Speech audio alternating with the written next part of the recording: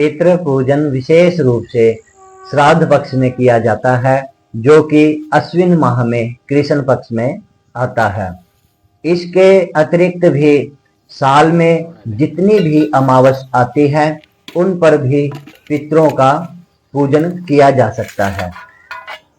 और पितरों के पूजन के लिए विशेषकर श्राद्ध में लोग अपने पितरों के लिए, पितरों को खुश करने के लिए, उनसे आशीर्वाद लेने के लिए पितरों का पिंडदान करते हैं। पितृ पूजन करने की विधि क्या है? जिस दिन आपको पितरों का पूजन करना होता है उस दिन सबसे पहले आप सुबह जल्दी उठकर साफ सफाई करके, स्नान इत्यादि करके, साफ वस्त्र पहने और अपने घर में गंगा जल इत्यादि छिड़क कर उसे शुद्ध कर लें। पितरों का तर्पण कैसे करें? पितरों का तर्पण करने के लिए जल, फूल, अक्षत, कुशा और काले तिल लेकर पितरों का ध्यान करें और उनसे मंगल कामना के लिए उनका ध्यान करें और उनसे आशीर्वाद की कामना करें। पितरों का पिंडदान किस वस्तु से करें?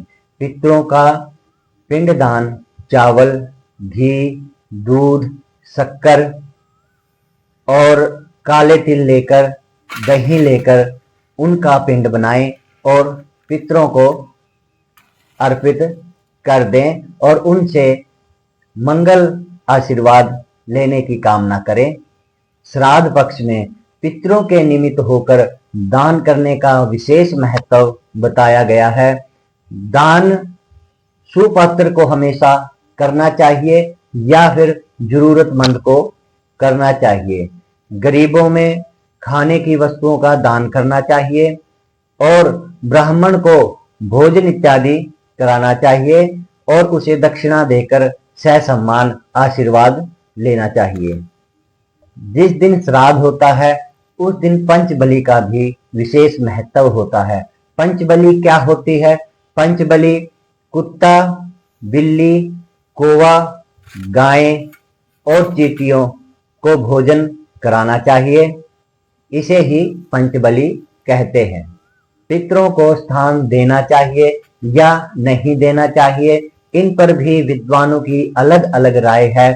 कुछ विद्वानों का मानना है कि पितरों को मोक्ष के लिए उनकी पूजा करनी चाहिए और कुछ विद्वानों का मानना है कि मोक्ष के साथ साथ में पितरों का स्थान भी बना होना चाहिए, क्योंकि जब भगवान ने पितृलोक बनाया है तो इसका अर्थ यह होता है कि पितृ भी होते हैं और वे पितृलोक में तब तक अपना समय व्यतीत करते हैं जब तक उनका मोक्ष नहीं हो जाता या उनको अगला जन्म नहीं मिल जाता। तब तक वो पितृलोक में रहकर भगवान से अपने कुल की रक्षा के लिए, अपने कुल की प्रगति के लिए भगवान से कामना करते हैं। लेकिन वो कामना तभी कर पाते हैं जब वो बली होंगे, यानी कि जब उनमें बल होगा तभी वो प्रार्थना कर सकते हैं और वो बल हमारी पूजा से ही उनको मिलेगा।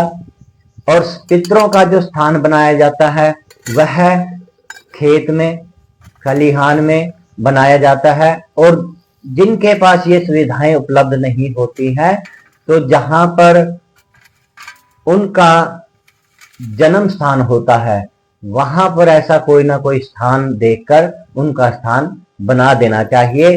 और जो भटके हुए हैं, प्रेत योनि इत्यादि में चले गए हैं, उनके कई तरीकों से मोक्ष के लिए पूजा की जाती है, जैसे नारायण बलि हो गई, त्रिपिंडी श्राद्ध हो गया, दान इत्यादि हो गया, पिंड दान हो गया। इस प्रकार की पूजा ब्राह्मणों के द्वारा करवाई जानी चाहिए और पितरों का पाठ भी कराना चाहिए। पितरों का पाठ करने से उनको बल मिलता है और जो भटके हुए प्रेत योनि में चले जाते हैं उनको मोक्ष की प्राप्ति हो जाती है।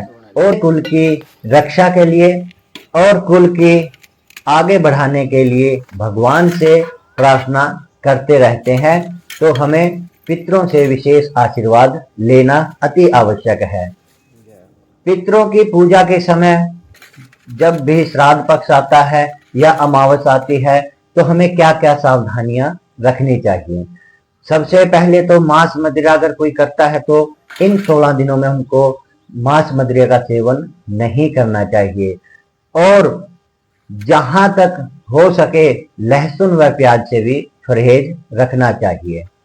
कोई भी मांगलिक कार्य या शुभ कार्य करने से बचना चाहिए। पितरों की पूजा करते समय विशेष ध्यान यह रखना चाहिए कि पितरों की जो पूजा होती है वो बड़ी श्रद्धा भाव से और भक्ति भाव से करनी चाहिए, जिससे पितृ देवता खुश होकर अपने अपने कुल को शुभ आशीर्वाद दे सकें। हर हर महादेव। जय मां बाला सुंदरी।